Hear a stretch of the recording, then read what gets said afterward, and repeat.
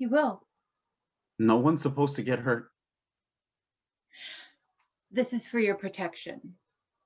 I couldn't bear it if anything happened to you, Mitch.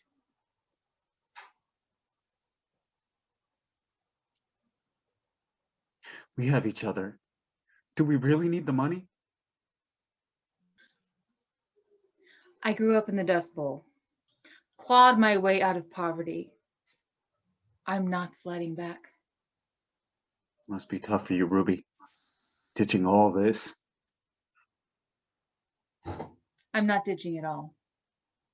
I'm taking my cut. Why can't the creep just give you a divorce? Bruno's a fine, upstanding Catholic. Government funds. He deserves what's coming to him. He won't like it, but he'll pay. We've got him over a barrel. He's aiming to stand for mayor against a squeaky clean Beauron. He can't afford any scandal. Easy pickings, then. As long as you stand your ground. What do you mean?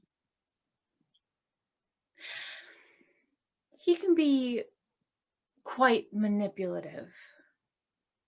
Don't let him get to you. I survived being a POW in Germany. I think I can handle your husband. Here he comes. Swell. Are you sure you won't have a drink, Mr. Blake? No, thanks. This ain't a social call. I'm here on business. Ah, business. As tantalizing a word as any in the English language. However, usually conducted at the office, not in one's home.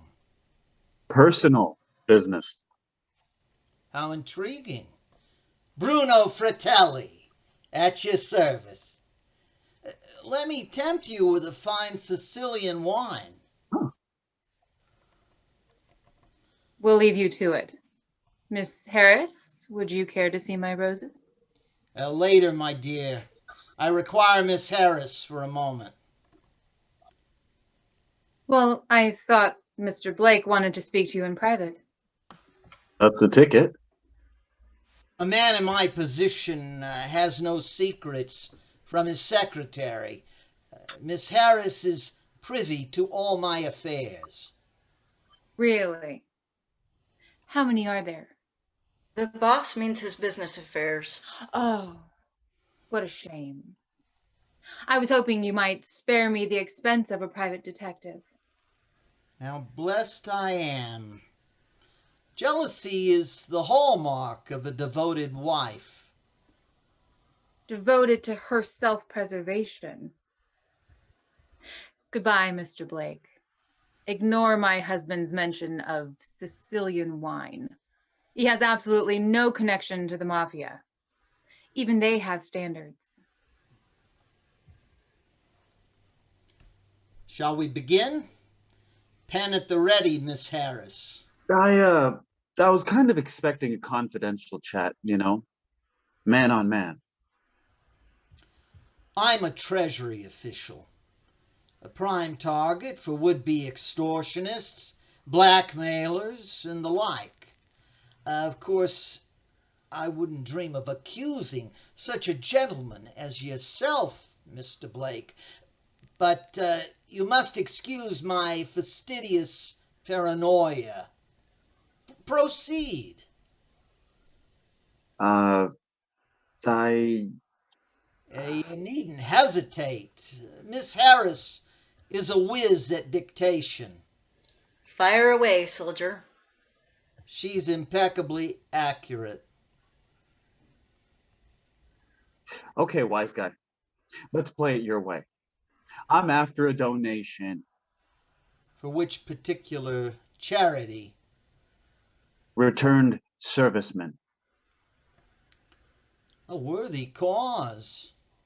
But unfortunately, I rather favored Mussolini. Listen up, hotshot. I'm collecting for the Swindler Fund. Oh, well, if the Germans are pitching in, my checkbook, Miss Harris. Now we're talking. How much would you like? 500,000 bucks. Why on earth would I hand over such an amount? Say someone wanted to hide a huge pile of ill-gotten gains. Best bet's a Swiss bank account. Now, if a guy in the treasury had one, wouldn't that look mighty suspicious? Say, for instance, an account number beginning in 8527. Shall I go on? A couple of more digits, please. One can never be too careful. 13. You've overplayed your hand, Mr. Blake. Only a select few had access to this number. Myself, Miss Harris, and... My dear, I presume you are listening at the door. Please grace us with your presence. I confess to eavesdropping, but you never entrusted me with any number, darling. For good reason, as your friend has demonstrated. My friend? Ruby, my love, are you still clinging to the pretense? What pretense? Enlighten her, Miss Harris. Someone's been snooping around in our office. Whoever it was did a nifty job, left no trace. Anything taken? Nothing visible. Well, then how do you know anyone was there at all? The boss always works late. When I arrive in the morning, I empty his ashtray. But yesterday, I was surprised to see it was already clean. She knows I'd never empty it. So I looked in the trash can, found a cigarette butt. I only smoke the finest cigars. This was a cheap brand, the type you're smoking, soldier. I confess. I hired Mr. Blake. Uh-huh. To check up on you, darling. All these nights, it never occurred to me that you were genuinely working late. Forgive me, Miss Harris. I never suspected that you went home early. What? You thought? You're an extremely attractive dame. Some might even say irresistible. Don't know about that, but the idea of me and your husband, I find him... Can I be frank, sir? Please. I find him physically repulsive. So do I. But that didn't stop me. Wealth and power can turn a poor girl's head. My dear, you are shattering all my illusions. Welcome to the club. Anyway, back to you, soldier. I said you didn't take anything visible. But you did take note of a number. Okay, so you figured it out. How I got it, big deal. I've still got the goods on you, so pay up. Would you like to tell him, Miss Harris, or shall I? I reckon you deserve the pleasure, sir. Oh, thank you. The number is a dummy one, Mr. Blake. A complete fabrication. Say what? I leave it in my top drawer, specifically for a situation such as this. Entrapment is frowned upon by the police, but nonetheless effective.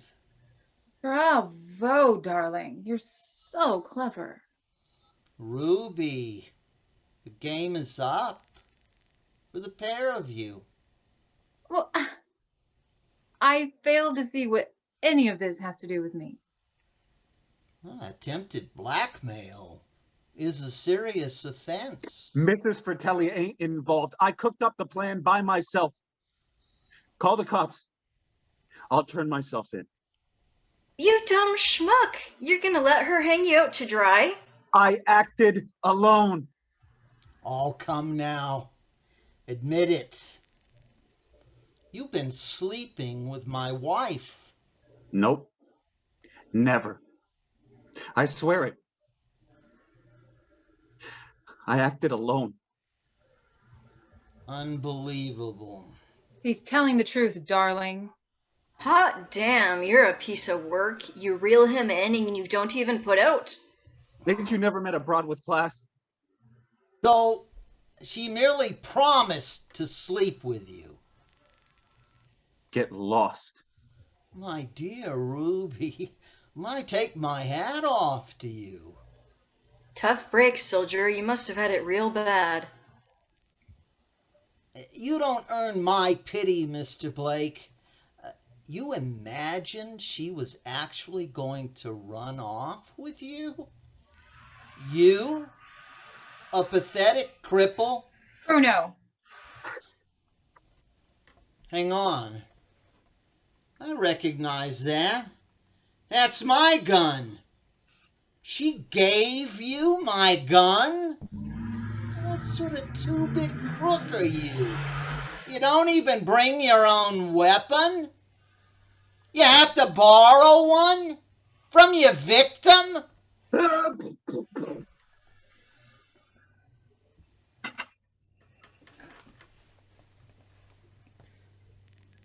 We need to call an ambulance. Oh, there's no point. I was a nurse during the war. I saw cases like this. There's no hope. Oh my God. No hope for you either, soldier. I know. I'm screwed. Take her down with you. No dice. You poor chump. All right. I'll be your witness. He provoked you. It was practically self-defense. You could be out in 10 to 20. Take care, Mitch. Sheesh. Will you at least tell him you'll wait for him? Don't, Ruby. Don't incriminate yourself. I'll do the waiting. Look, soldier, there's a police station down the road. Go and turn yourself in. It might help. We'll go. Tell him you were played for a sap. I acted alone.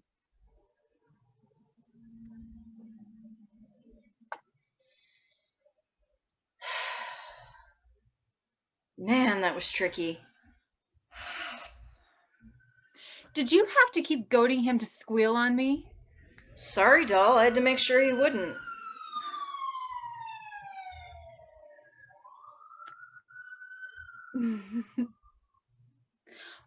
One thing, Coral. You do know the real Swiss bank account number, right? Uh-huh. Well, you gonna share it with me? Why do you need to know it? Insurance, darling.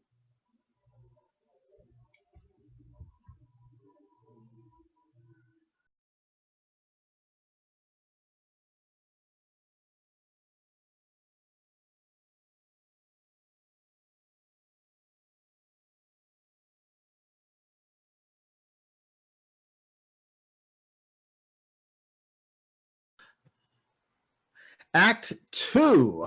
Interior, Brian's house, living room, continuous. Jane and Judith. Whoops, there we go. Interior, Act 2. Jane and Judith square off. They encircle each other while Judith positions Brian as her human shield. Hello, Jane. You know me, Demon? Who doesn't know of Jane X, rising star of afterlife procurement and enforcement? And you, Judith, no letter attached, hypersexual apparition and unscrupulous succubus.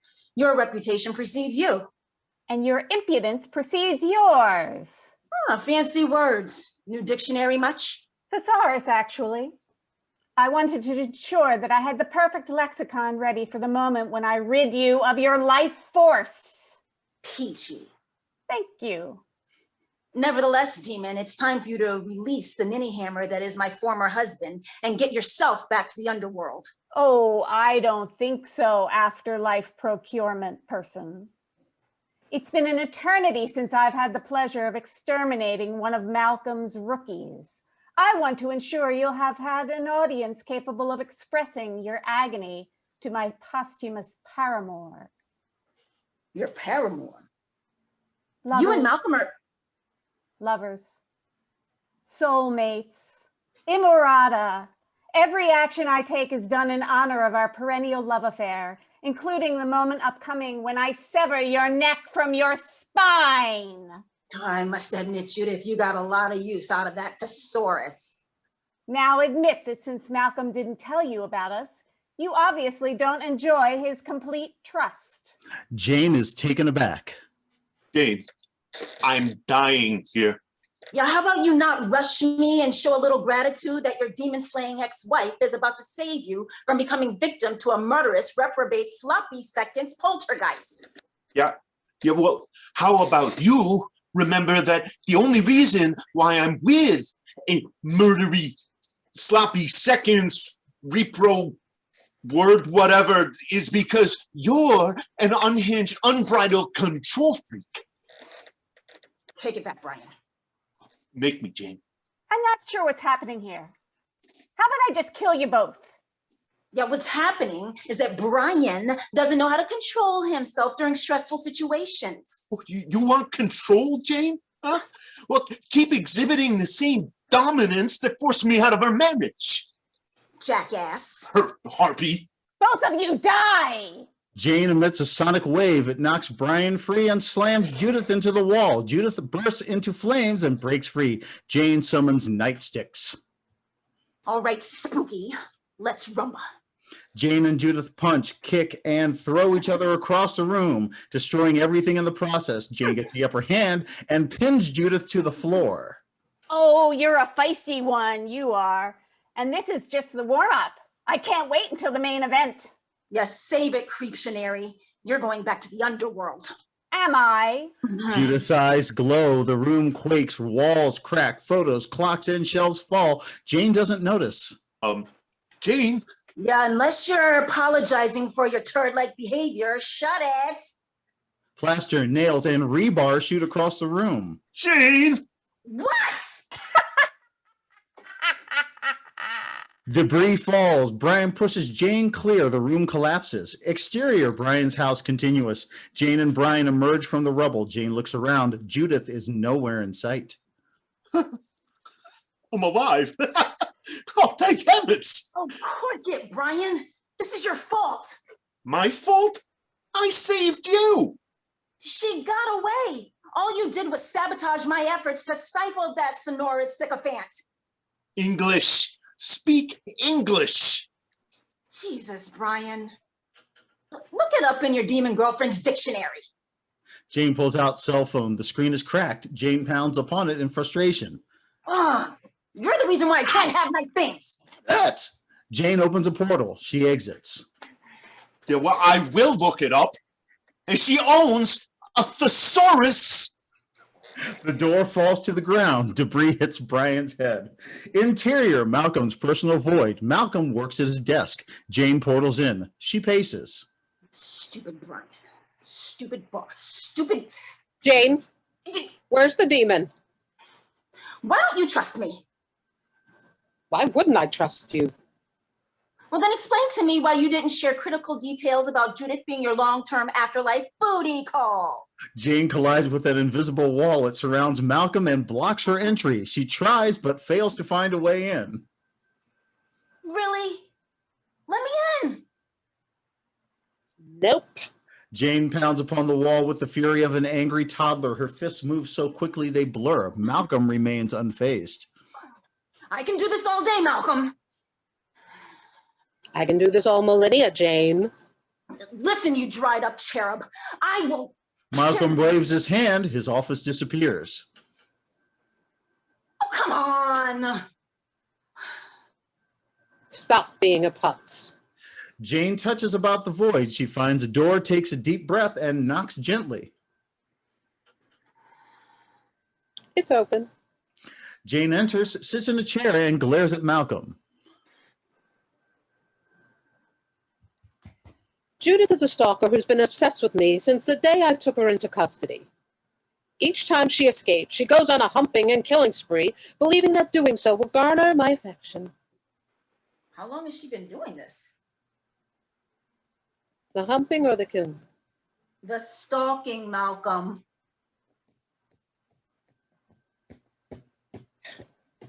Centuries ago, I processed Judith as a new arrival. She was evil and murdery, but also sad and lonely. I felt bad for her, so I treated her to dinner. Later, after some drinks, we went to my void and... Oh, sweet hell, you boned her. we had sexual relations, yes. You at least contacted her afterwards to say thanks, right? I never saw her after that night. Jane conjures a cardboard cutout of Malcolm grinning and dressed in a pointy hat labeled with the letters D-U-N-C-E. Who is this supposed to be? Who do you think? Jane pulls out a megaphone. She turns on the speaker. Raise your hand if you did the horizontal mambo with a newly deceased psychopath only to abandon her afterwards and let her stew upon that rejection for all eternity. The cardboard cutout of Malcolm raises his hand and smiles. It was a single indiscretion over an otherwise unblemished career. Remove that caricature of me. Fine. Jane replaces the cutout with one of Malcolm cheekily posing in chinos and wearing a t-shirt labeled Village Idiot. For goodness sake, I didn't contact the woman because she severed my spine whilst I was in the middle of pleasuring her nether regions. And after she severed your spine, did you two keep having sex? Of course.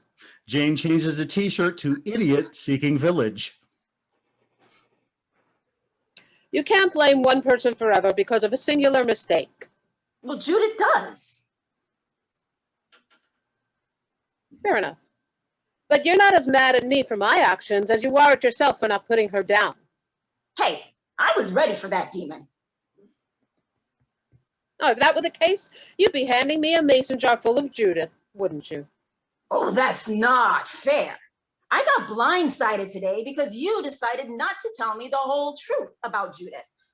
Plus, I had to deal with Brian and, oh, God. And what? She got to me. Woman, I've seen you summon an oversized cartoon mallet out of thin air and use it to beat your ex-husband's SUV down to the size of a fast iron steak. What's going on? I love this work, okay? Beating the crap out of evil is practically my raison d'etre. But I can't do my job well if I don't have your complete trust.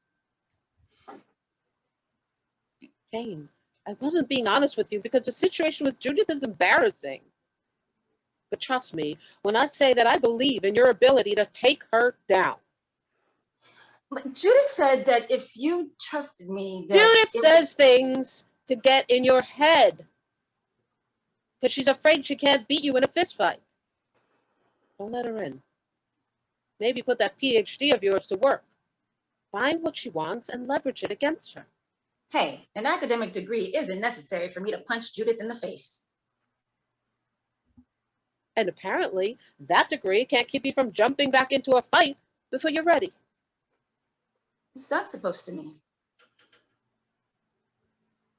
Right now, you're filled with doubt and uncertainty. Get your head in the game, then go after the demon. You want me to be free of doubt? Jane conjures a burro, Donkey, who appears wearing a Mexican hat and suspenders. Cardboard Malcolm sits atop. Then stop riding my ass and let me do my job. I'm certain you will. Malcolm snaps his fingers. Jane is gagged and tied up. After you get your head straight. Malcolm places Jane on Donkey. You're suspended. Malcolm opens a portal. Go home. And Donkey, take that jackass with you. Jane pouts as Donkey carries her through the portal. Interior, apartment living room, night. Jane prepares a bowl of popcorn and a giant salad.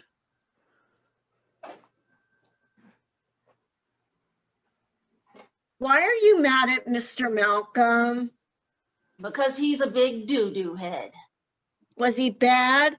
Did he fart and not tell? Did you fart and not tell? Yes. Good girl. Mommy, are you sure you don't want me to keep you company?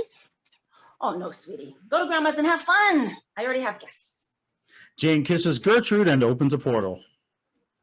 Okay, bye, Mommy. Gertrude exits through the portal. Keep your pants on.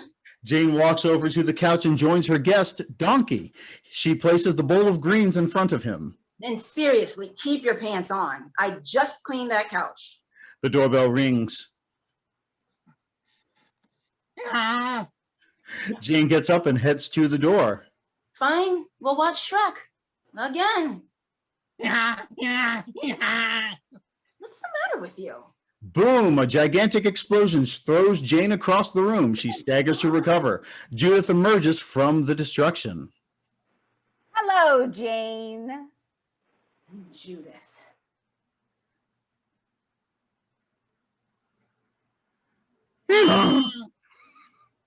Hey, she blew up the TV. She obviously doesn't like Shrek. End of act. Act 3, interior, apartment living room, continuous. Judith sachets into the apartment. Jane readies herself. Surprised to see me, Jane? I'll be surprised if I ever get my security deposit back. Witch. Demon. Whatever. How'd you even find me? This place is supposed to be shielded from demons. Silly Jane. You don't pay attention to details. I, on the other hand. Judith pulls out Brian's wallet and an emergency card with Jane's contact information, including address. Oh, that perennial jackass. Not you, buddy. Enough talk. We have business. What's that? Business? It's a matter or an issue of importance for resolution. Cripes, Judith, we get it. You own a thesaurus. Now use the synonyms you found therein to describe, explicate, and or explain why you are here. You're going to take me to Malcolm. Not a chance. He and I are destined to be together. You're destined to be disappointed. Excuse me? Yeah, Malcolm told me about your creepy little one-night stand. You need to get over it. I want my Emirata. Does baby want her waba too? Listen, procurement person. You need to check yourself, convict. My game, my rules. Judith zooms across the room. She pins Jane against the wall. My game now, Jane. Yeah, check the scorecard, precious. The game is still 1-0 my favor. You'll feel differently as I peel your skin back, layer by layer, each agonizing tear, bringing you closer to your end. Judith lifts Jane by the neck and dangles her in the air. Now, take me to Malcolm. Give me passage to his void, and upon arrival, we'll give him the pleasure of watching you die. Hey, Judith. Yes, Jane. There's a portal forming right beneath your feet. Judith looks down, sees the portal, and... What? Chicken butt. Whoosh! Judith falls in. Jane opens another portal at the top of the ceiling. Judith exits straight towards... Donkey! Wham! Donkey kicks Judith across the room. Jane opens another portal on the ceiling, uppercuts Judith, and launches Judith in and out of the portals into Donkey's path. Donkey kicks, Jane uppercuts. Judith is launched into another portal. Oof. Ow! Eee! And again. Wow, Judith, you can really take a pounding. And again. Arg! Oof! Ow! I've never seen Donkey so excited delivering that many kicks to the face. You really pepped him up. Way to go, Judith. Ow! Stop it! Ow! Now give up. Give up. Cover. Alrighty. Jane pulls out a mason jar. This one's for old Pappy. Jane prepares to deliver the knockout blow. Phil, 60s, scraggly old man speaking in a combination of all the world's accents, enters. Jane! Jane! Judith falls to the ground. All portals close. Get out of here, Phil. You'll boom boom my building. Yeah, I didn't boom boom your building. Judith boom boom your building. Is that Dimon? Yes. Is she still on the lease? Why would she be on the lease? She's not a tenant. She's not even supposed to be corporeal. Corporeal? So now you bring aliens from other planet? That's terrestrial, not corporeal. No one here is a demon, Phil. You keep destroying my building. I take you to count. Yeah, come on, Phil. It's a little debris. Just paint over it. You say that last time when ex-husband visit. You two fight, you explode my wall. You argue outside, you boom boom my parking lot. You chase him up the stairs, you detonate top floor of apartment complex. Oh, got rid of the rodents, didn't it? It got rid of my roof. Phil notices Donkey in the corner. And now you have donkey? No pits. He's my spirit animal. I say no pits. Fine, I'll put him on the list. Die! Judith breaks free, attacks Phil, and siphons his life force. Phil begins to mummify. Jane kicks Judith across the room. Phil returns to normal. Judith opens a portal and escapes. Jane follows. I keep it deposit. Interior, portal dimension, continuous. Jane chases Judith through the tunnel of portals. Yeah, where you going, Peanut? Jane kicks Judith through one of the exits. They appear in interior, Chinese commercial kitchen, continuous. Judith and Jane fight, grab pots, pans, and cutlery. Chefs and waiters dodge as the two fight all across the kitchen. How'd you get access to the portals? Ask me after I sever your spine. Walk off. Jane smacks Judith across the head with a wok. Judith opens a portal and escapes. Jane follows. They arrive at interior, wrestling arena, continuous. Jane lands in a wrestling ring to a cheering crowd. Judith sneaks behind her and smashes Jane with a chair. Oh, I don't think so. The crowd, ooh. Jane grabs Judith, throws her across the ring, smacks her with the people's elbow, and pins her to the mat. One, two, three. Yeah!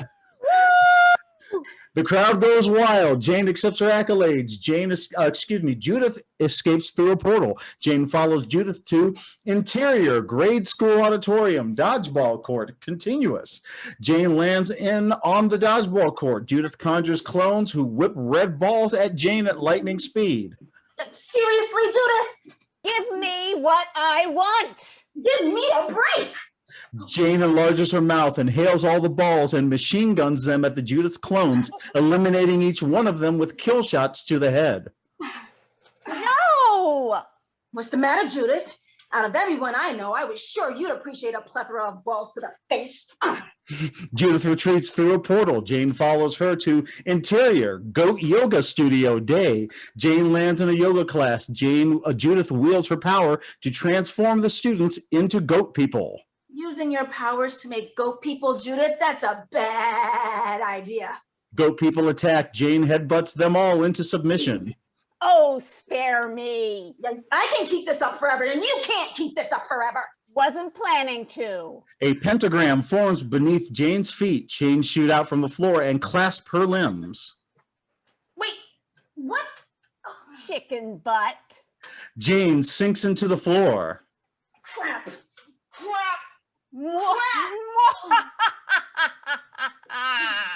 Jane is pulled into the portal. Interior, Judith void, continuous. Jane arrives in a dark, stormy void. Judith approaches. Welcome to my void, Jane. You're a demon.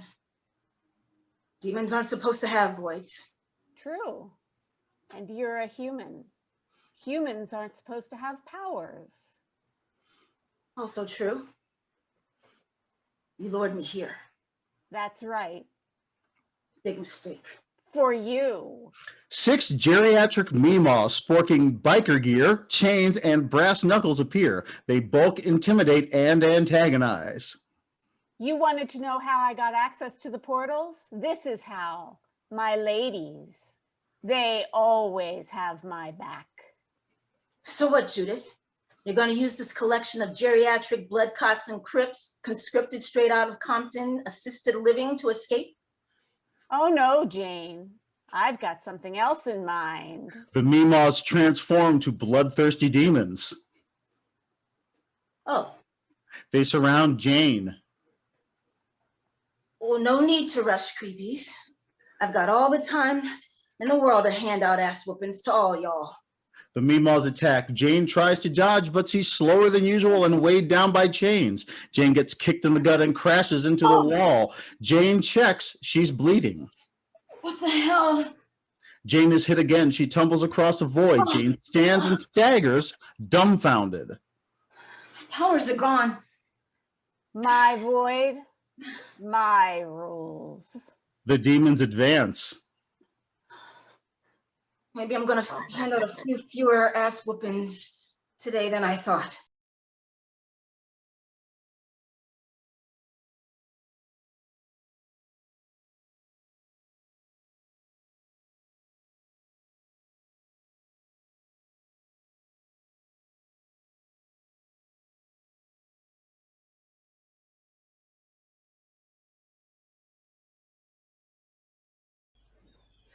OMG, a kiss on the cheek is the most unromantic kiss that a guy can give you.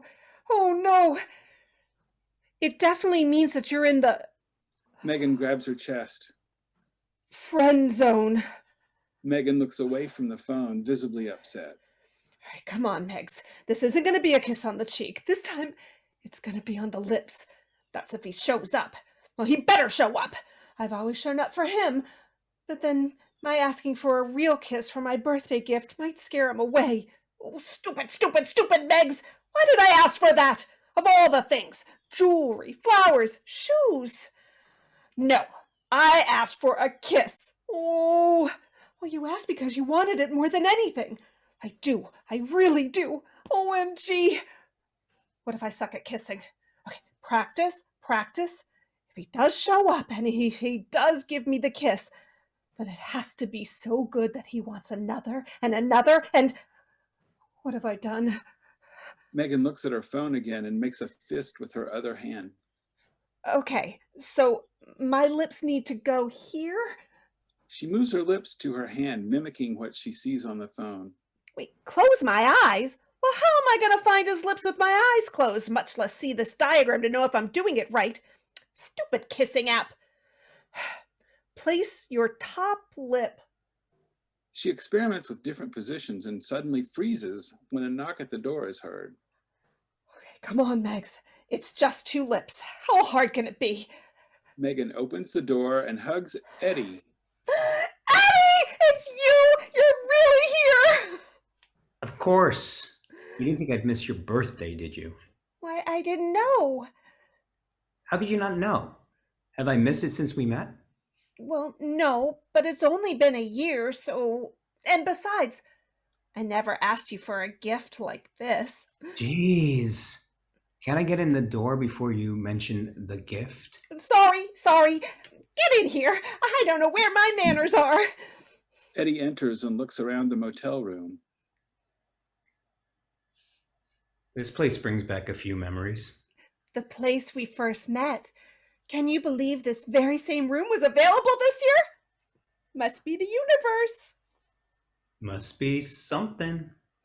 Remember the first, date or meetup or... Potatoes. Okay, date then. Eddie rolls his eyes and looks behind the door. Hope no one is hiding, waiting for the cue to jump out and start singing. OMG, how fun were those mimes playing kazoos? And they went to you thinking it was your birthday instead of mine. Lucky I didn't leave.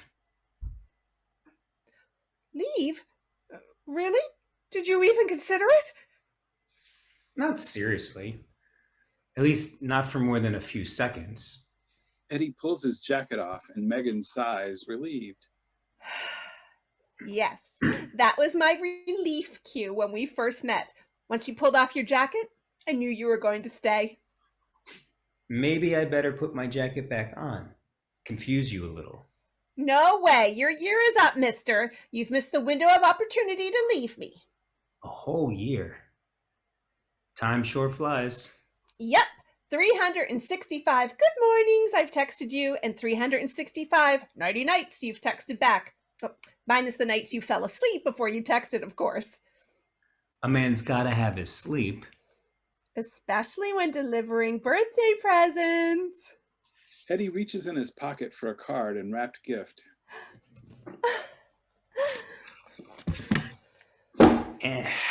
Yeah, these cards full of sap sure get heavy. OMG, my sappy birthday card! And a present. I wrapped it myself. Megan looks at the gift, lays it on the bed, hugs Eddie. Let's just put the present over here for now. Oh, I've missed you. Not possible. You talk to me every day. But I don't hug you every day. You had one hug, you had them all. They don't change, you know. I'd never want them to change. They're perfect, just like you. Okay, enough of this. Oh, just let me hold you a minute longer. It's my birthday. All the more reason you should open your card. I'm letting you go now, but only because I can't wait for my big present. About that, You haven't changed your mind, have you? I'm here. Just don't want you to get your hopes up that it's going to be something it isn't. An awkward silence. I think I'll read the card now. Megan sits on the edge of the bed and taps the bed for Eddie to sit beside her. Eddie sits in a chair by the sofa instead. I won't bite you now, unless you want me to. Yeah. No, I'm good right here. Megan opens the card and begins to read. Megan laughs. Megan hugs the card. Eddie rolls his eyes. You are so mean to me. But then, you quoted the first text I sent you. You're so complicated. Who? Me? You're crying. Was it something I said? It's everything you said. Oh, I just love this card. I even wrote on the back, you know. Megan hurriedly flips the card over. Tears continue to stream down her cheek, and she is noticeably silent. She puts the card back in the envelope and tosses it on the bed. What's wrong? Not sappy enough? It was fine. Just fine. Thank you. Megan picks the card back up and is shaking it nervously while appearing annoyed. But I said it was nice. It made me laugh and cry, and I said it was just fine. okay. You want to open your gift now? I wrapped it myself. Yeah, wrapped it yourself. Yeah, I got that part. Okay. What was that about? You got me a card. And the gift? I wrapped myself. I wouldn't care if you brought it half wrapped in newspaper. You know I don't care about stuff like that. Well, maybe I do. Maybe I wanted to get you something and wrap it nice because I care and wanted you to have it. You spelled love L-U-V, but all love is L-U-V to you, I guess. Damn it, Eddie! I love you so much. I know you do. And you love me so much that you won't even sit within 50 feet of me. Come on. Stop. You're being ridiculous. Why did you have to spell it that way? What the hell difference does spelling make? It makes every difference because I want L-O-V-E spelling from you, and you, after 365 freaking days, just L-U-V me. We just try and do this birthday thing. You are this birthday thing, don't you get it? I get it, and I'm here. You asked for one gift this year, and I showed up. I need more from you, Eddie, than just showing up. It'd be hard to give you the gift you asked for if I didn't. Sure, make a joke out of everything like you always do. I'm not joking or trying to be funny. Showing up should count for something. I wanted it to count for something. to mean as much to you as it does to me. How do you know it doesn't? Fuck! I know it doesn't, because every week when we meet, you hug me and kiss me, but the kiss doesn't mean anything to you. You'd be just as happy, or maybe even happier, if you didn't have to kiss me each week. I don't have to do anything, and if I didn't want to, I wouldn't. You should know me well enough to know that by now. Then why am I not your girlfriend? Why did you ever kiss me except goodbye? You know the longest kiss we've had was the first night we met. Why is that? Did I do it wrong? I was nervous as hell. You should at least give me a second chance. Megan falls on the bed crying. Fuck this. Nothing I do is good enough. Eddie starts to leave, but turns and walks back to the bed. Megs, come on. I'm sorry. Yeah, I'm sorry too. Sorry I ever... Ever what? Loved me? Just not how I imagined it, I guess. This whole year, every single day, I've thought of you and waited for time for lunch because it meant I got to text with you. I've enlarged photos of you just for a glimpse of a chest hair. You can't imagine how many times I've wanted to kiss your neck after our hug, but wouldn't because I was afraid you'd reject me. Jesus. Silly woman. It's not silly, and I'm not silly. Maybe I'm stupid, but I'm not silly. Do you know how many orgasms I've had looking at your pics or imagining you in my mind? Eddie rolls his eyes. Of course you don't, because you turn off telepathy every fucking time I've tried to send you one. I'd rather you bash my brains out than for me to just say one more time, "It was so good to see you today," and you to say nothing back. That shit hurts. It hurts like hell. Would it be so hard to say, "It's great to see you too"? Megs, I shouldn't have to tell you. You already know. And when was the part tonight coming where you tell me, "I'm sorry, Megs, I can't give you the present you asked for, but I got you some great nail stickers," as you call them. Nifty. That part wasn't coming. They were all out of nail stickers. Megan laughs. Megs, look, I think the gift you asked me for is ridiculous. I really do. But it's what you said you wanted. Maybe you don't know. Of course I want it. Are you crazy? Maybe we both are. Just in different ways. So you're telling me the birthday gift I asked you for is ridiculous, but you're willing to go through with it anyway? Yeah. Oh my God, I can't believe this is happening. I've waited so long for this. Oh, I probably look a mess. You look fine. Pretty even? Sure. You never called me pretty before. You never asked. So this is really happening. Oh my God! Like right here, right now. How does this work? Do I put the sappiest song on? Like, "All of Me," or "I Can't Help Falling in Love," or Trust me, we do not need any of that. Okay. So do I come to you, or you come to me, or... Eddie lays down beside her. Megan closes her eyes and takes a deep sniff and smiles. Yep, I'm COVID-free. What? Well, you always smell so good, and so every week when I see you, if I can smell you, then I know I don't have COVID. Eddie laughs. You're more scientific than I knew. I'm more of lots of things than you knew. Right now, more nervous. Relax. Breathe. It's just me. It's always been just you. Megan runs her fingers through his hair. They say that feels as good as sex. Maybe that could be my Christmas gift? Let's just think about the birthday for now. When I texted you that this was the gift I wanted, I imagined you saying all sexy like, "Let's do this." And then I'd close my eyes and somehow magically it would happen. You'd give me the gift I asked for, our real kiss. Aren't the kisses I give you each week real? Those are mwah kisses, and I want mwah, mwah, mwah.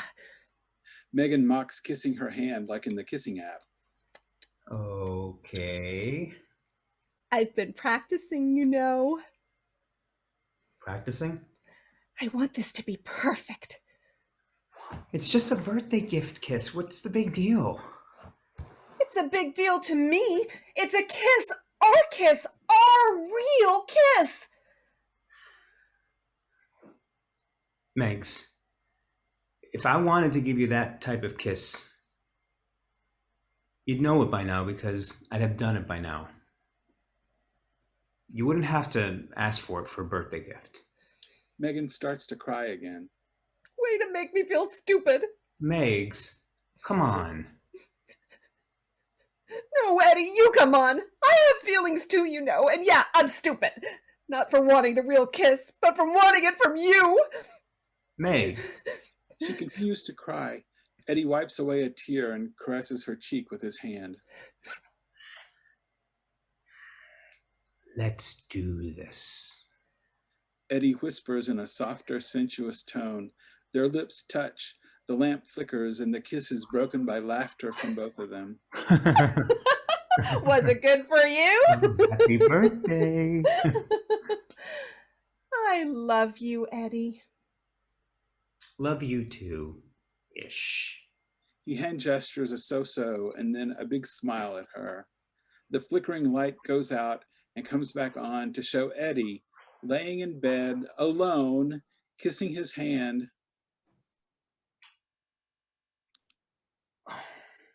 Oh, you're not Megs.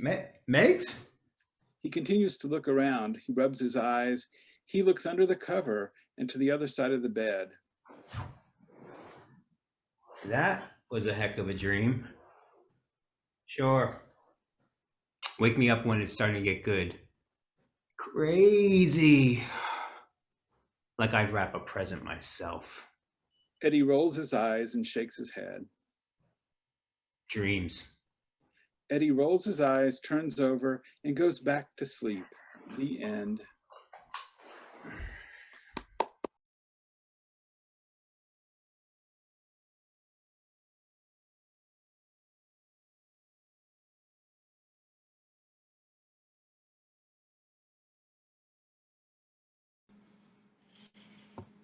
In a small graveyard, 2 gravestones stand close by one another. There are a half-dozen empty beer cans that litter the ground beneath these stones. A Marine, dressed in the standard camouflage sand-colored pants, shirt, and boots, sits on a beach chair to the side of the gravestones. He appears to be listening to music through his stereo headphones as he sips from a can of beer. Now he pulls the headphones from his ears and reaches down inside his backpack and pulls out a 6-shot revolver. He holds the handgun up in the air for a moment and then aims it at an imaginary target. Hit him dead in the head with the lead. Bullseye, sir. He lowers the gun, puts his beer down, and reaches into his shirt pocket for a ribbon with a purple heart medal attached. He examines it closely and walks over to his brother's gravestone. I don't want your damn medal if you're not here to wear it for me. He slaps the medal down atop his brother's stone, kneels in front of the marker, and begins talking to the stone as if to his brother, with the gun still in his hand. I miss you, bro. Semper Fidelis. Marines are always faithful. You and me too. We went over there together like we did everything together, but we had an agreement we were coming back together. And not like this. You screwed up, man. You screwed up royally. That guy was already dead out there. He didn't need your bullshit bravery. Why didn't you just leave him? He bends towards the stone, as if listening to his brother speaking to him. No soldier left behind? Screw that. You left me behind, soldier. We had a future, but where's our future now? I'm lost. I'm nowhere without you. So I made a decision. I want to be with you today, bro. Marine holds up the gun to his head. He closes his eyes and cocks the trigger back.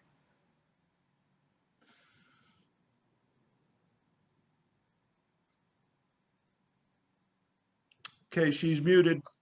She's muted. You're muted. Okay, yes, sister. Okay, sorry. I'll have the room ready by tomorrow, yes. And I'll have the walls decorated with their projects by tomorrow. That won't be a problem. Yeah. Yeah. Okay then. Yeah, okay. Blessings to you also, sisters. Blessings. She stares at the Marine and at the empty beer cans scattered in front of the gravestones. Hello? Are you okay? Don't I look okay? It's just that it looks like you're camping out or something. What's it to you? Nobody's come out to talk to you about the chair and stuff. Actually, it's been kind of quiet, peaceful till you showed up. I was starting to wonder if anybody remembers these people. Looks like a few of us do. She spots the purple heart lying on top of his brother's stone and holds it up to him. Was this yours? Hey. Wow. Is this a purple heart? Just leave it alone, would you? Give it back. I wasn't going to keep it. It's just that I've heard about them, but never seen one before. Was he a brave person? Yeah, he was brave. He was an idiot, too. That's my brother for you. She takes a rose from her clutch of flowers and gently places it on top of his brother's stone. May your brother rest in peace. She places the rest of the roses in front of her own stone and then looks back at him. I'm Roberta, teach at the high school across the street. St. Chris. You teach at St. Christopher's. You know St. Chris, so you must be local. Yeah, we grew up around here. Yeah, that's right. And do you have a name? You know, usually when I introduce myself to people, I get a name back. I mean, that's how it usually works. Charlie. My name is Charlie. That's a nice name. And do you have any family around here, Charlie? Hey, look, if you're writing a book here, then make it a mystery, huh? Any friends you can call on? Yeah, plenty, and they're all back in Afghanistan. Oh, you know, there's a VA center not far from here, and they have programs set up to... Not interested. I am not interested. You think your buddies would want to see you like this? Like what? Alone, like drinking in a graveyard. Newsflash, Roberta. Marines, they drink. I know a priest at my school you can talk to, and is really good with crazy people. Forget about it. If you're thinking I'm crazy, then you're the one that's crazy, because I'm not. Nobody said you were crazy. Sometimes people need help. Doesn't mean that they're crazy, far from it. Sometimes it's really smart people that can look for help when they need it. So does that make me a dumbass if I don't want your damn help? I didn't say that. So, what's your plan then? What's your plan? I got a plan. It just don't involve you trying to fix me. Oh, I don't know about fixing anybody here. But the news just ran a story that the VAs are running this free groups that they're for vets like you, so you can talk about some of the group therapy, huh? When we all sit around in a circle, telling our sad stories, holding hands, patting each other on the ass for a job well done. Is that it? What's your problem, man? My problem? What's your problem? Why don't you mind your own damn business and stop messing with mine? Okay. You're right. I'll just get back to my business. She turns away from him and takes a piece of paper from her back pocket and unfolds it. She goes to her gravestone and holds the paper up against it. She whispers something inaudible to the stone. Charlie observes her whispering and becomes curious. You praying for the guy? No, I wasn't a prayer. And Catholics like to pray for the dead. I wasn't praying. Hey, look, don't get your panties in a bunch here, Roberta. I asked one question about you, what you're doing. You start yelling at me, but you had no problem asking me like a ton of questions about me. Okay, then. Okay, you want to know about me. Then why not ask me something? instead of being a jerk. You ain't said not one word about this guy you came to see. Was a priest. Taught phys ed at my school. Yeah, and you had feelings for him, I guess, huh? Yes, I did. I did, and I don't need any snide remarks from you. Like, what was I thinking? Hold when it a she minute. was- Don't hold it a minute. Don't put words in my mouth, Roberta. All I was going to say here is that religion screws things up, right? Priests can't date, but they want to date. And then if they do date, then they have to hide it. So where does that leave you, huh? Eden, I guess. Thank you For what? for understanding. You know, it helps when people understand. I thought he understood me better than anyone. Do you think they know we're here, like talking about them? What kind of question is that, man? I think they're watching us, listening to us. Maybe they wanted us to meet. And why would that be? Because maybe we both needed someone to understand us today. And you're a good person, Charlie. Anyone can see that. I hope you see that. Why are you telling me this? Sometimes people don't see things clearly when they're sad. You know what I see? I see that you're one of those kind of busybodies who's always looking to find something good in the middle of something bad. And you know what? I think that's bullshit. You know what I think? I think that you don't know anything about me. What's to know? You're a Catholic school teacher, grew up in the neighborhood, and now you probably teach at a school that's walking distance from the house you grew up in. Okay. Okay then. Guess right, you guess right. But that still doesn't mean you know me. Oh no. Oh, sure I do. You hang out all day with hormonal, punk-ass teenagers in heat, and I'm sure the pressure that the Penguins put on you to keep these kids from getting into each other's pants, well, that can get awfully tough. I mean, how do you stand all that goddamn pressure, Roberta? You're mocking me. Damn straight. Seriously, man. What kind of life have you ever lived? I'm pregnant. I'm pregnant with his child.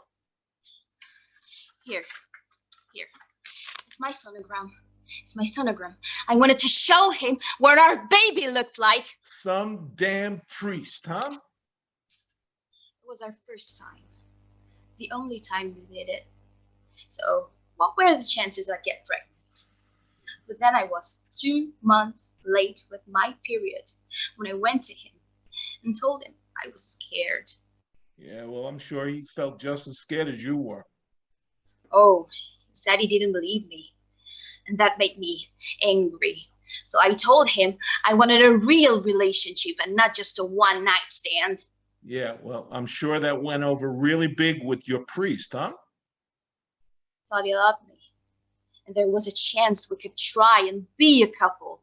But then he said he was sorry with sex. That it wasn't right. That he'd been unfaithful to his vows. And then he asked me to forgive him for this sin we'd done. Yeah, well, I told you, right? Before religion screws it all up. There you go. I asked him if making love was a sin. That's all it was to him. And he didn't answer me. And it just made me more angry with him, with myself, with God. And I did something I'm not proud of. I tried to force his hand, threatened to tell others at school what we'd done. Idiot that I am. Because you know, the next day, we passed each other in the hall, and he hands me a note. Put in for a transfer, leaving tomorrow. How cruel was that? This was not a stand-up guy. Mm-mm. Oh, so we got in a car and drove off. But it didn't get far. Oh no. Truck run a stop sign? At least that's what they said happened. Oh, I'm not sure, Charlie, if that's the way it happened or if he did something stupid and turned his car into the truck. And if it did that, then I am responsible for his. No, you stop it. Priests know, they all know. What? That if you kill yourself, you blow your shot at heaven, and he's not going to do that. So So you got no blame in this, Roberta. Right? Yeah. I guess priests do know that. Thank you For what? for reminding me. I guess I've been too busy trying to figure out what I'm gonna do for a job when they find out I'm pregnant. They? You mean the nuns at St. Chris? Oh man, that won't be good. Oh, Charlie. They hid away the pedophile priests for years, but God forbid that a married teacher in a Catholic school gets pregnant. They'll fire me first, ask questions later. Yeah. Where does that leave me? How will I pay my rent, huh? Or buy food, or... Hypocritical bastards. It's not right what they're gonna do to you. You know, this is all screwed up. It's all screwed up. I'm sorry. I'm sorry. No, I was stupid. A very stupid person. You know, I'd read about others giving up things and making sacrifices for love. There was even a king somewhere that stepped down from his throne so he could marry a common woman. He gave up his throne for the woman he loved. Oh, my guy gave up. It was me.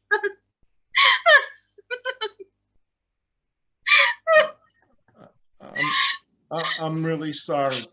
I'm really sorry for what happened to you, Roberta. I'm sorry for what happened to you, Charlie. You really loved your brother. I see that. And maybe your brother and my guy, maybe they saw us and know we've hit a rough patch. Please stop talking like that. No, listen to me, please listen. Maybe they thought we should meet and try to help each other. I mean, this is all too weird to be an accident. Didn't you see? Look at the gravestones. Look at the graves, how close they are. Oh, no, I'm not crazy. I'm not crazy. This is real and... Real? Real? You're going to tell me what's real with all your vast worldly experience? Growing up in this town and making it all the way over to St. Chris? I mean, look at you, Roberta. You're a little Catholic schoolgirl. You got knocked up by a priest. You didn't pull out fast enough and you're shocked to find yourself pregnant, and then he left you. I mean, how old are you? I mean, what world did you grow up in? No, don't tell me. I already know your world. It's the one where kings give up their thrones to marry you. Well, let me educate you here. Real life don't happen that way, Roberta. It happens like what happened to these two stiffs we came to see. It's all random and senseless with no goddamn purpose or meaning in it. Can't you see that? No, I don't. And I don't understand it either. But I think maybe they're looking out for us now. Nobody's looking out for me. I did things over there. Things I'm not proud of, bad things. But worst of all, I wasn't there for my brother when he needed me. You think your brother would want to see you like this? Screw you. Go back to your classroom and sharpen your pencils, little girl. I'm not leaving. You heard me. I said get lost. Okay, then. I'll go. She walks away slowly, but suddenly runs to Charlie's backpack to retrieve his gun. But Charlie stops her and wrestles the gun away from her and holds it towards her. What the hell?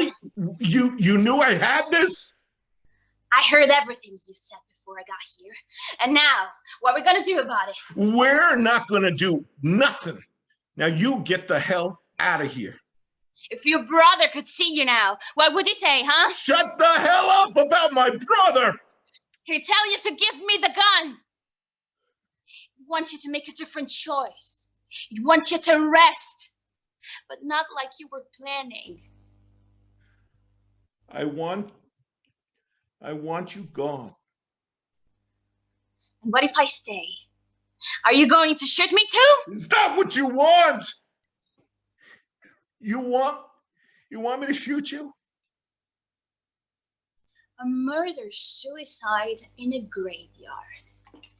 Sure to be the lead story on all the news channels, so I am really tempted to stay. But okay, I'm leaving, and you do what you want, but I'll be back in the morning. And if I find you dead, with the bullet stuck in your head, then I want you to know that I'll be calling all the papers and TV news people and telling them your sad story. And maybe somebody else can learn something from what you've been through, because you obviously haven't learned a damn thing from all your vast worldly experience. I'm gone. Wait! I'm confused. I'm goddamn confused. I don't know what to do. I don't know either. What would your brother say to you? Slowly, Charlie turns his eyes towards his brother's gravestone, stares at it for a moment as if he's listening.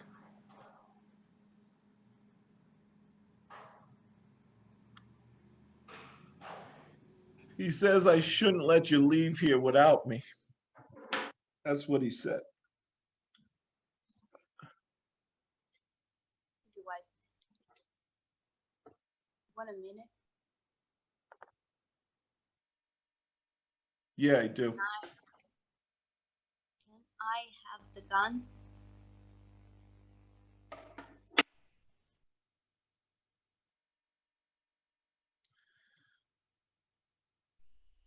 Hey, bro. I'm leaving this place now. But I'm never leaving you. I'll remember you for what you did and who you were.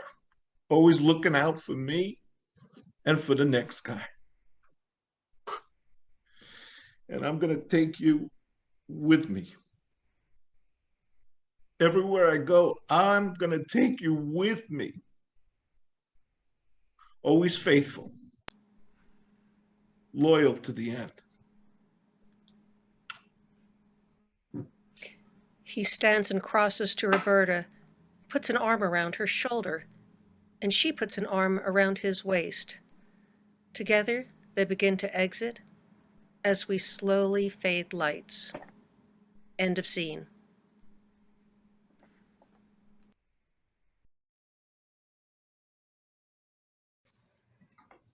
So our first one was played for us by Rex McGregor.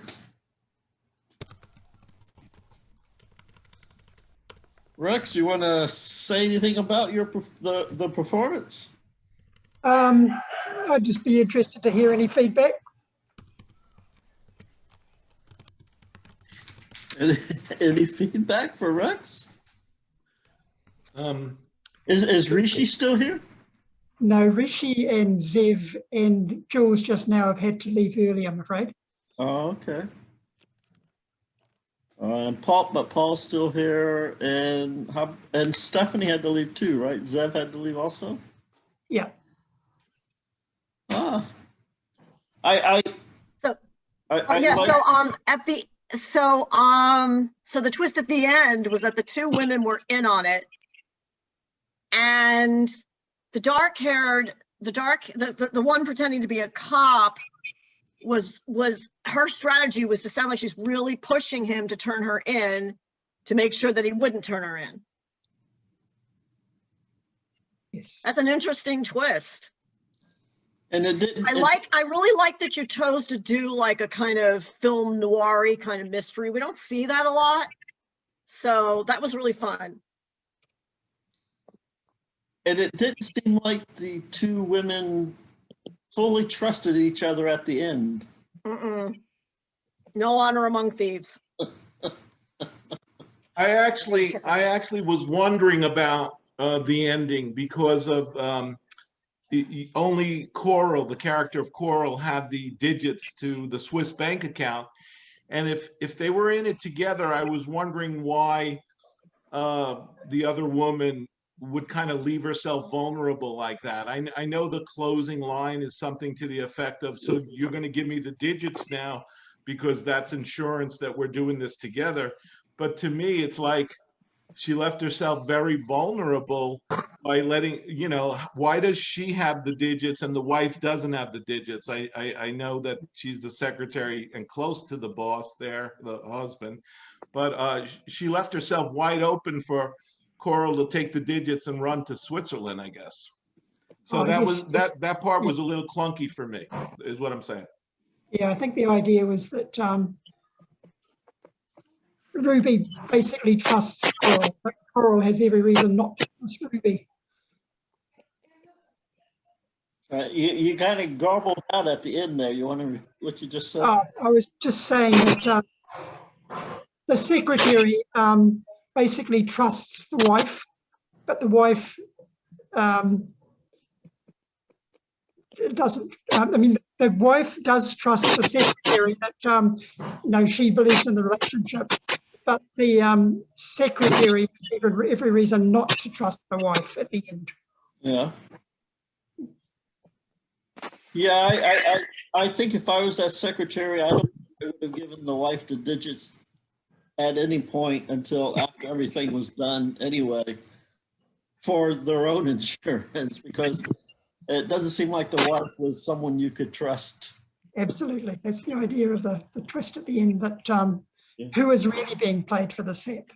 Right. For a set. Is it the secretary? Yeah. Was the idea to have everybody do it in black and white? I this is. There's technical problems.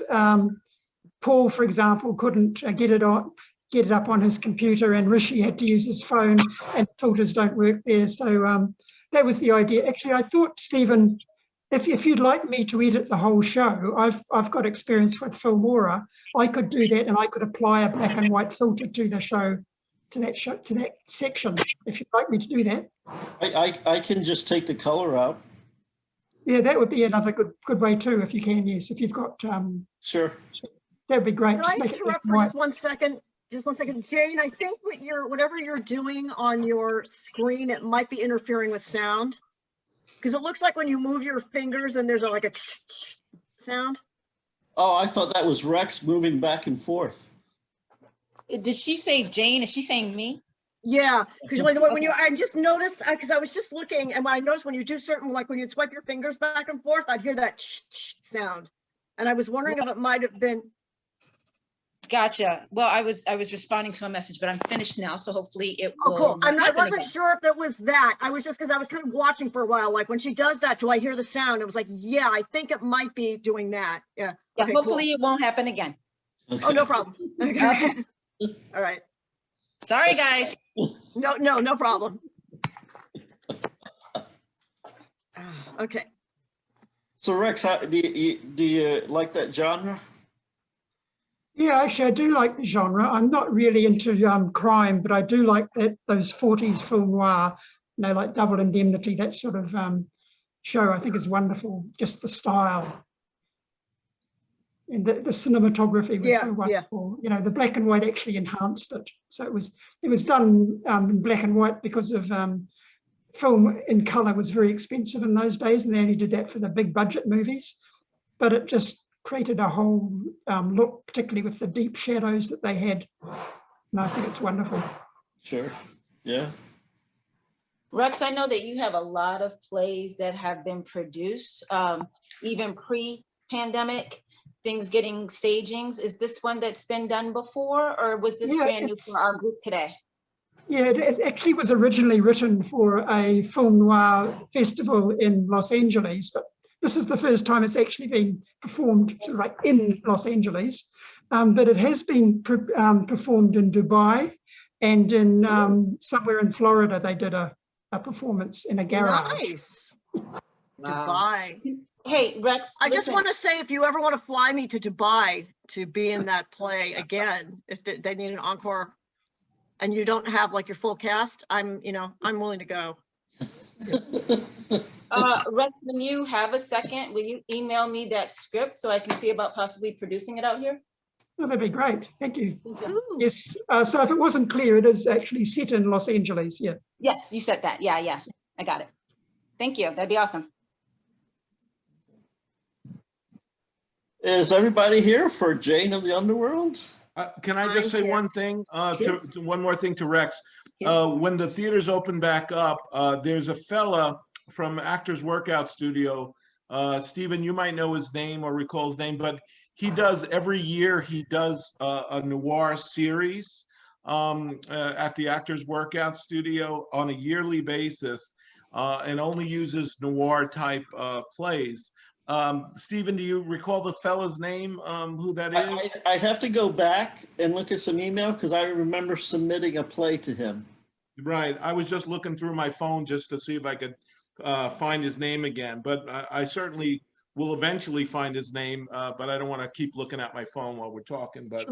But there, Rex, there is a fella out here that specializes in producing a Night of One Acts all noir series that he does. That might have been the guy that I originally wrote this play for many years ago. So if it was, it's been going for quite a few years because that was quite a few years ago. I can't remember the name at the moment. Okay, fair enough. Yeah, what I'd be interested in, though, if I heard you correctly, Rex, you said that it was written as a film piece, yes?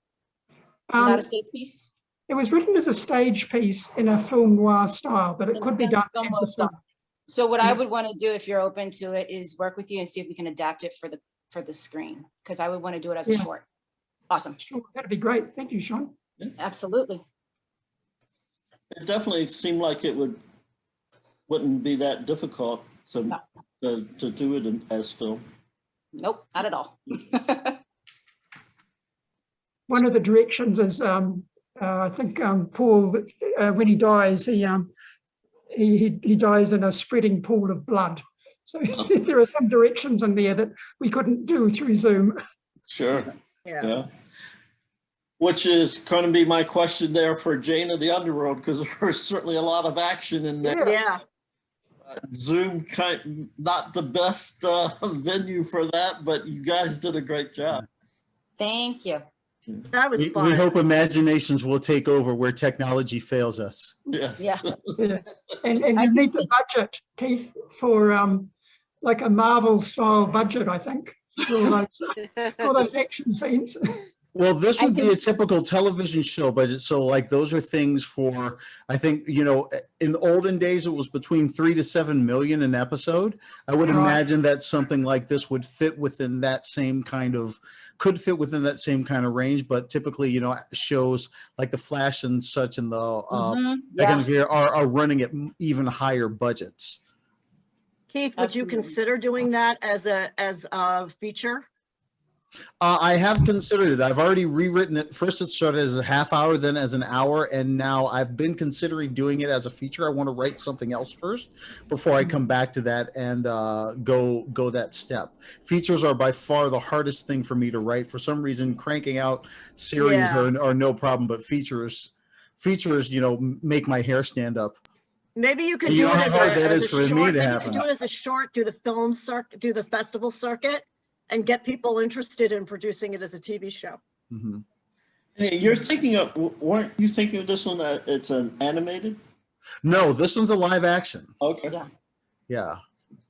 But what you're saying honestly is not is not an oddball question that has been asked a bunch of times, because there are a lot of animation type things that happen. So for example, when Jane just like swallows a bunch of the dodgeballs and then just shoots them back, shoots them back, cartoony style, just guns them right back. Like all that kind of stuff happens throughout the show. Yeah, there's definitely a lot of 3D animation that would be done with this, no doubt. Yeah. Yeah, I actually was going to say I thought the script was even without all the action and stuff, like it was really well written. It just kept moving, which was not. I mean, it was so the witty banter, and it wasn't lagging, and it just kind of I felt like the dialogue matched what you're obviously planning to do with physicality and stuff. So I thought it was really well done and really well acted. Cool. And Bob, that was the best donkey I've ever seen performed. Thank you. You know, from the actor standpoint, to Stephen's mention at the top of this about, you know, not lending itself to Zoom so much because of all that's happening in the fantasy of the world, from the actor standpoint, the imagination that you get to use. Yes. Because particularly when we are doing things for, or at least the kind of stuff that I tend to do for TV, there's no imagination. Everything is really there for you. So getting to use our imaginations with this sort of blended medium right now I mean, when I was done, I was dancing. My boyfriend was like, "Oh, you must be happy because you must have enjoyed yourself because you look really happy." And I was. It's to prick that part of the brain again, like you do in theater. Sure. Was really cool, really, really fun. Well, even the look you had on your face at the very first scene, it was sort of like whatever happened. It must Last time. 2 months ago, right? Yeah. It was like you were still there. You were still in. Wow. Yeah. Yes. Yeah, so much fun. And the cat agrees. So much fun. Thank you, Keith, for giving us such a fun piece to work on. Yeah, that was a lot of fun, Keith. No, thank you guys for working on it. It's fun to see it with actually people who can, you know, do stuff and do the mustache twirling villain and just get fun to over exaggerate a whole bunch of stuff. Like that's the kind of stuff that I love to write. So we'll continue down that path. But you cannot do it next month. Right.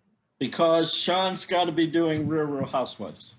Right. Yeah. No, next month I'm going to stand out. I got some other stuff that's going to be, I mean, I'll be here, you know, I'll be here to support, but I won't have a script next month. Okay.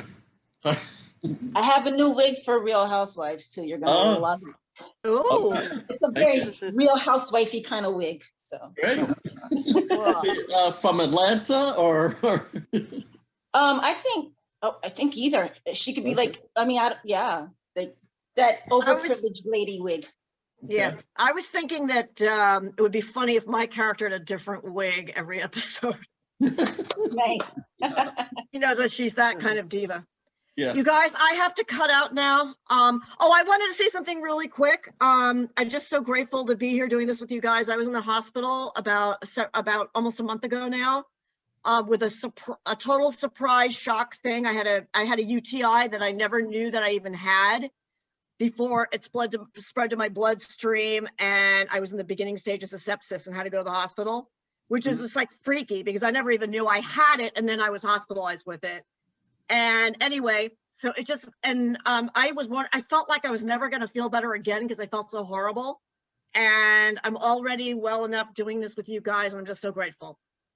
Just want to say that. Your character for the landlord was perfect. Yes. Oh, thank you. Yeah. I appreciate that. I got very good direction. I got very good direction from Keith. So Good. yeah. Good. Love Good. you. Well, we're glad you're Sending you healing. We're glad you're Thank you. healing, or glad you're on the path. All right. Yes, Mary, good to have you back. So after Jane on the Underworld was the Present of Presents. And that was from Kat. Is Kat still here? Yes, I'm here. And also Matt is here.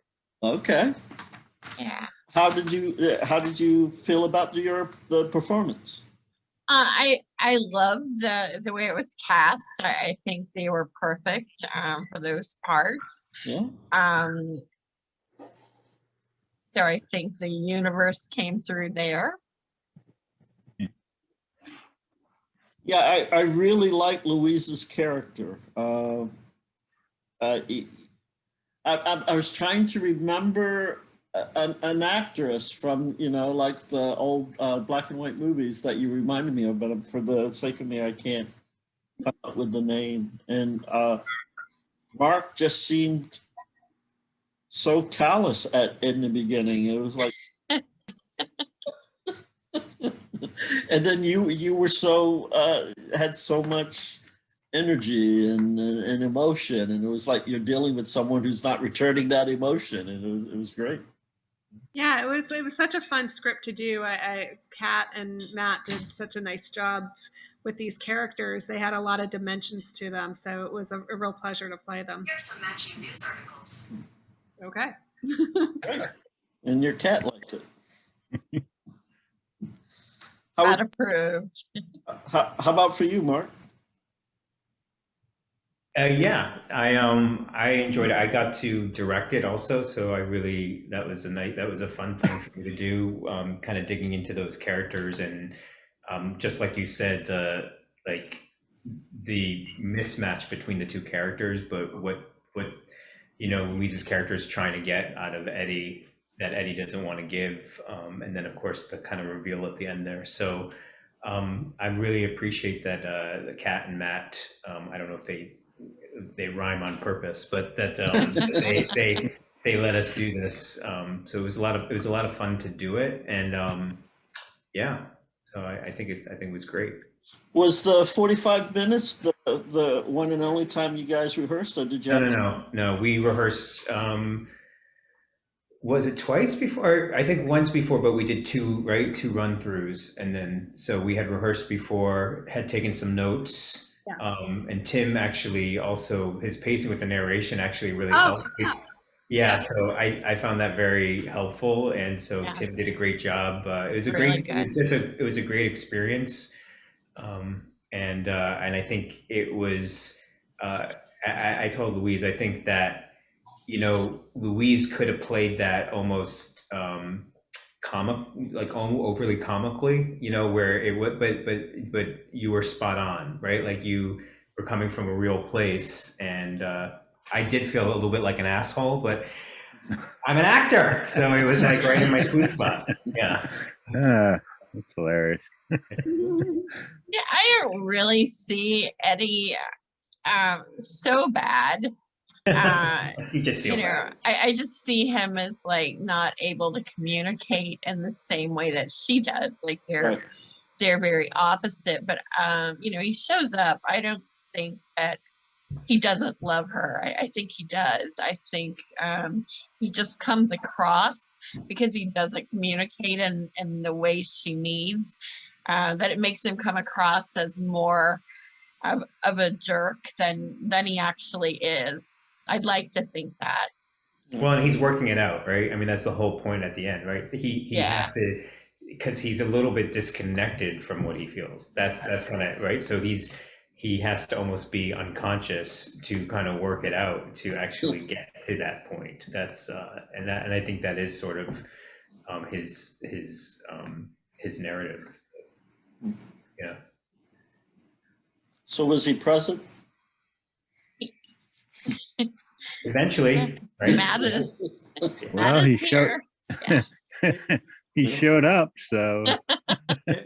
And I think you might have just answered my question that I was going to ask, in terms of, in the end we find out he's alone and it's a dream, the twist, and I was going to ask why the need for a dream ending, and then maybe Mark, you just explained it to me that he's working through this relationship, and it's coming out in his dream, subconscious. Is that the connection there?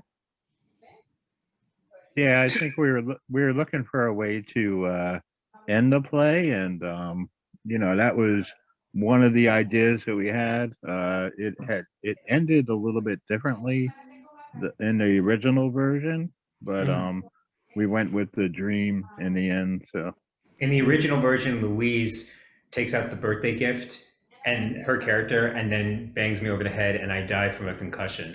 So they switched that up. No, I'm just kidding. Louise would never do that. Yeah. Right. Megs loves him. She would never do anything to hurt him. Right. She beat him with the present.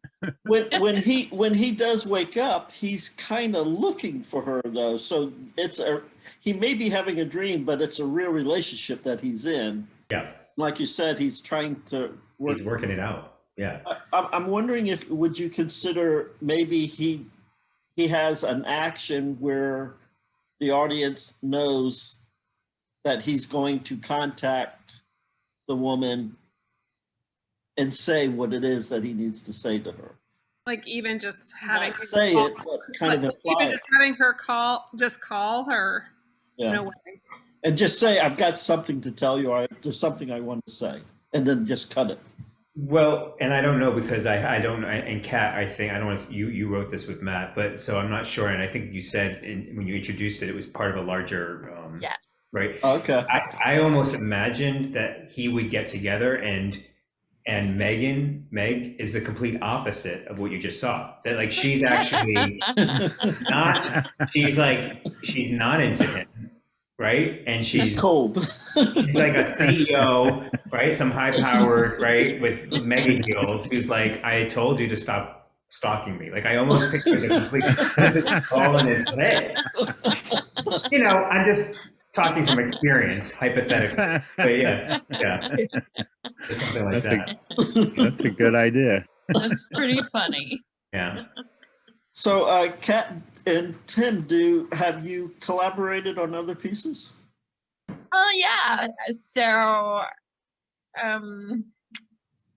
you know, it's harder, I think, with 10-minute plays maybe to collaborate, but definitely on larger pieces before. But we're trying to do the hotel series, as we're calling our hotel sessions right now.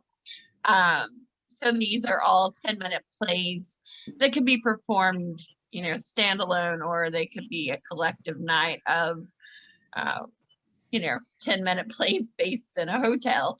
So the characters are not connected. Like the next 10 minutes that we write will not have Megs and Eddie in it. It'll have other characters. So it's just things that happen It would to be take similar place. to like, that would be similar to like LA Story and New York Story. But Neil Simon. Yeah, in the And movie. Yeah. So some, you know, are very like funny and some are, you know, like just like a hotel will have, you know, depending on who's staying there, all the stories. So, yeah, so we're collaborating to do that, and we've collaborated on some other things. That's actually how we met. So we just happen to have rhyming names, but you know, it works. Well, any of those stories you want to test out, this will be a perfect testing ground for that if you'd like. Yeah, we have one we'd like to try out that has 3 characters. So we're moving on up. Sort of, but I mean, I was so happy to have the actors because I think it did give us an idea of what the characters are like, to be heard and to come to life, kind of, more so than just on paper. Because, you know, I think I see it just reading it like a little bit more seriously. Sometimes I see Meg's, like I see the pain that she feels over the things that he says or doesn't say when she needs him to. And, you know, it can come across as comedic because it is on the outside, but, you know, I think it's really more painful and serious from her perspective when he does these things, which maybe you would see more on a stage than, but I love the way that they brought it to life. Good. So. Good. Thanks for bringing it in. Yeah, thank you all for the feedback. It's our last one is Paul Sirachi, Grave Knowledge. And Paul, I got to say, it's your acting. It always brings out the best things in your script. Thank you, buddy. Thank you, Steve. You just have a connection with the character that you write, and so it comes through. Thank you. I really appreciate that. I really do. I haven't done a lot of acting, you know, lately, but I love to sink my teeth into it. I was really trying to cast it, but nobody really stepped up. So I said, okay, I know how to play this guy. Yeah. And I think that like I really felt for both characters because you both were broken and with no it was clear that you both wanted the same thing, but you were so broken you couldn't actually help each other, right? In a way. And yeah, so Yeah, the only thing for me is when Roberta gets the gun, I'm going in the back of my no, don't have her go off and kill herself. I don't have her go off and shoot herself, you know. I'm glad that you guys walked off together. All right. Yeah, that wouldn't have been my kind of ending, Stephen. No. And I thought. What was that? I think she froze. Oh. You froze. Sorry. Hopefully, can you hear me now? Yes. Okay, I was saying I really like both your performances. I thought it was a. She froze. We didn't hear it, Louise. Louise, right when you get to the good part, you freeze. Sorry, I'm glad my internet connection went bad now. Hopefully you can hear me. Yes. I thought the performances were excellent. It was so compelling. The connection that you two had was captivating to watch. Thank you. Thank you. Elena, you're still fully awake? Yeah, I am. Here in Italy, it's 1:30 a.m., but it's okay. I'm so glad I've had the opportunity to play this character, because I think I mirror myself into her. I was struck at first when I read it, and because she has this flavor of childhood inside of her, but also she has this burden that she has to carry on herself.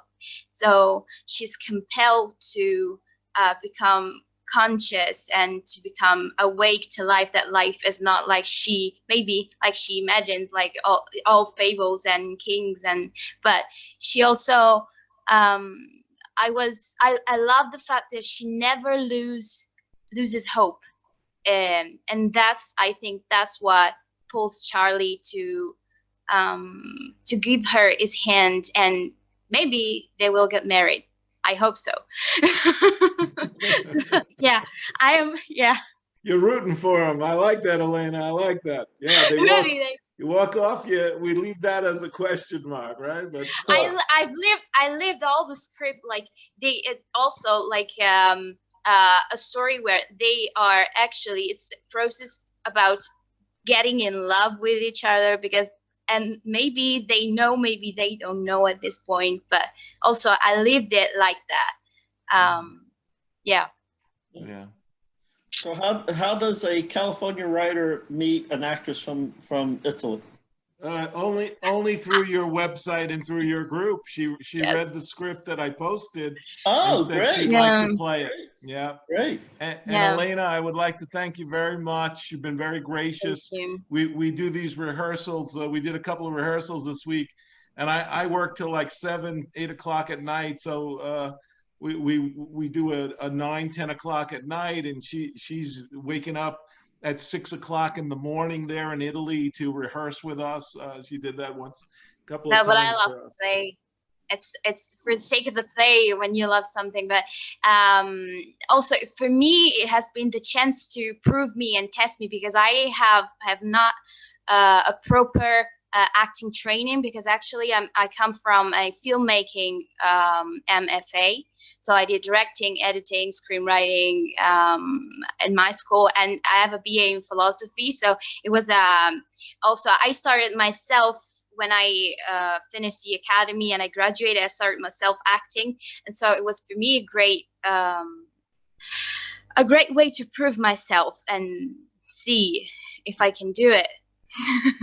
Well, for me, I think every writer should do some acting. It gives you a better sense of can be done, and it gives you a better idea of what an actor might need to see on the page in order to get into that character. I think it's experience. And I'll jump in and say, I noticed that anytime you bring a script into any kind of production, and this was just, this was merely a reading of it, but you do 2 or 3 rehearsals with it, and me as a writer, I'm always taking out some lines, adding some lines, and seeing things that I didn't see before. You actually have the voices there attached to the script. So I'm always in debt to anything that gets your script to the next level where you attach actors to it. Your script's always going to come out better, and this script certainly is better because we brought it to this reading here today. So I'm very happy about that. Yeah, I think that this type of venue is not only good for actors to be able to learn how to get into characters, sometimes quickly, but it's great for writers to be able to hear what they've written, because sometimes we're so knowledgeable about what we've written. We understand it, but maybe we understand it in a completely different way. And you hear someone else, especially if you give it away to somebody, and you have somebody direct it, and you have actors acting it, and they interpret it the way that, what they get from the page, and it gives you completely different idea about things. It gives you an idea about pacing and how things are working, and if the dialogue is flowing correctly or not, and something should be changed. I think this should continue to go on, just to give us these opportunities to really test out material. Stephen, yeah, I agree. I was just going to ask one question of the group. Were you guys rooting for both characters? Were you rooting for both of the characters? That would have been my question. I felt sympathy for both. Yeah. Yeah, and I think they were like mutual saviors, saving each other, redeeming each other. I really liked that. And I didn't necessarily feel that they had to get into a lover's relationship. It could have been a friendship relationship. Yeah. And part of that was because, Paul, your age, and Elena, your age. And I think it was it could have been like a daughter-father relationship that that's how they cared for each other. Right. I didn't personally, I wasn't rooting for either of them. It's not that I was against them either. I just didn't get to the point of feeling like I'm rooting for either of you. But let me tell you what I did. I took from it more so than I was like, let me put my energy of, oh yeah, I hope you make it, onto it. And it's because what I found very fascinating about it is that you have these two people, and correct me if I'm wrong, but it felt to me like this was part of your point in creating the piece. These two people with such different viewpoints, clearly, right? And what I loved about it personally was their viewpoints that I would never have. So just to see a different type of person unfolding and watching them unfold with each other is what I found fascinating about it. I see. Yeah. I love that feedback. Thank like you. the wholeness of a person, where it's like there was this stuff that was inside of them, their ideals clashing with the realities that they were living. That was fascinating to me. Oh, thank you for sharing, Sean. Thank you. Yeah. I just didn't want something horrible to happen. Because the entire time it was very intense and it was on edge. And at first, when he pulled the gun, I thought it was going to be a conversation between two dead people in like in a purgatory. Yeah. Or just two dead people in the God, where were we? Cemetery. And I was like, man, we've seen that. I hope it's not that. And it's like, okay, they're alive. Okay, they might not. They're yelling a lot. They might not be alive soon. Oh, no. Okay, they're leaving. All right, they're alive for now. I can work with that. Yeah, in a similar vein, I had the same feeling, Keith, about like the ending, not wanting. I love that she acknowledged the possibility of a murder-suicide. Those words actually came out of her mouth. I did love that, because anybody who's sitting in the audience is going to be thinking that. So you put it out there for us, but the fact that that didn't happen, I thought was good, because otherwise it would have felt a little hacky. Mhm. You know. Yeah. I tend to not write. I tend to want to stay hopeful. You know, in my background as a therapist, I want to. Just the opposite of me. Oh, I want to try to take care of my characters a little bit and evolve them as they go so they gain some kind of awareness or hope to travel on. You know? discovery. Yeah. Yeah, And that's yeah. what good screenplays, I tend to focus on camera stuff, but my background is theater, and Yeah. good stage plays are anything that's written. Even I guess it would be the same for novels, where the character gets a discovery of themselves, because it's in that discovery that they do get to change. Your protagonist in particular changes because of learning new things about themselves. Yeah. So that's, yeah, you having a background as a therapist makes a lot of stuff make sense right now. Okay, gotcha. Yeah. I'm glad. Wow, nice feedback. Thank you, folks. Good feedback. So we're off for another month. Writers will start posting again. With any luck, we'll get a lot of people responding to that, and we want to go tracking people down to fill parts. Stephen, do you mind just reminding us how does that work again? If you have something you want to get read, it has to be posted by a certain time, or I forget. I just ask people to wait until after like the Sunday performance. So if you want to post tonight, you can, or you can wait till tomorrow. I just want you to know that I postponed my script last time, and I'm going to make sure it gets done this. Yeah, for sure. That's one already. And then I guess Craig is going to try and come back with his, because the actors just kind of fell out at the last minute and he couldn't do it. So that's 2.